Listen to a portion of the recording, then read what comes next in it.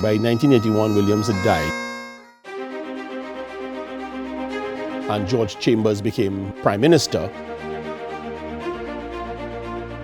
George Chambers was nominated as a deputy political leader of the PNM in 1972 because Eric Williams introduced the concept of 3 deputy leaders in 1972. So he had Errol Mahabir, Kamaluddin Mohammed, and George Chambers as deputy leaders. Chambers emerged as the person that Ellis Clark settled on to be appointed as Prime Minister. The 2 other persons in line, Errol Mahabir and Kamal Mohammed. It was an election year, it was 1981. And the PNM had a fight on their hand. Under no circumstances, nobody expected George to be Prime Minister. But as Prime Minister, he had encountered a lot of difficulties. The oil prices went down. He had to adjust the economy.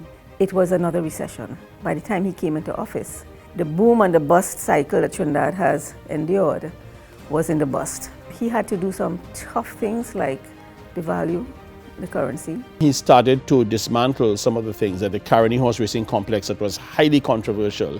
One of the things about him is that he spoke about the issue of, the fet over back to work. He was working hard at the party level.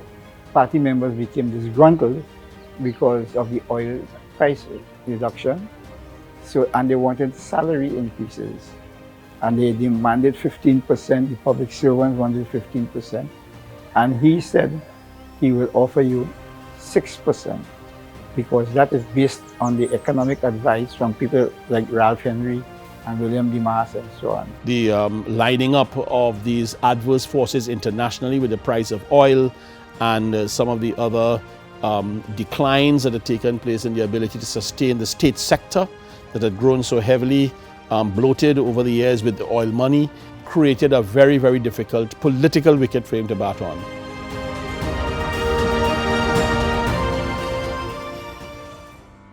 Carl Hudson Phillip, Freddie Ferreira, Ivan Williams, all Eric Williams' boys, the jump ship.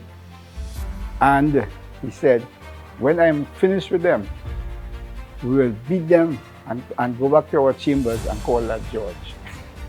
So he had nice cliches.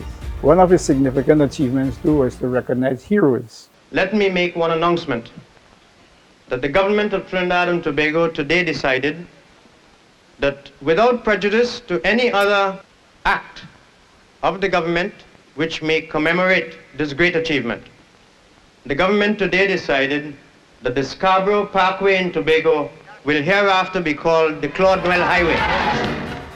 In Tobago, we call the highway Claude Noel Highway, who was a world boxing champion.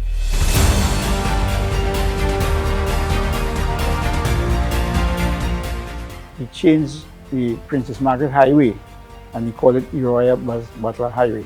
The Mucurapo Highway, foreshore, competed under him and he named it after Audrey Jeffers. In schools, he was able to maintain the students' tertiary education. They didn't have to pay.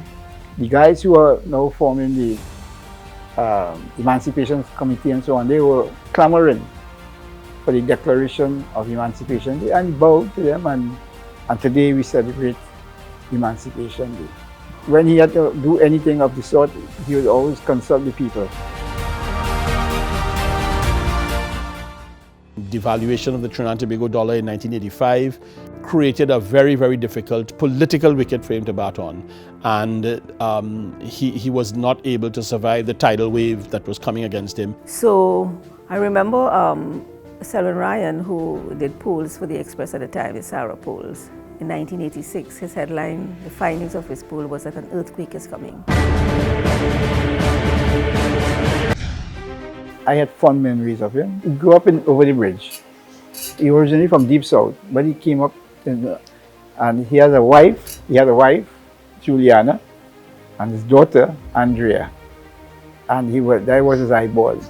I know him with his wife and the child, very private person. Very private person. He was a real Arima boy, very much on the ground, very easy to talk to. sociable. Quiet, unassuming, but surprisingly more intelligent than we gave him credit for. I put it that way.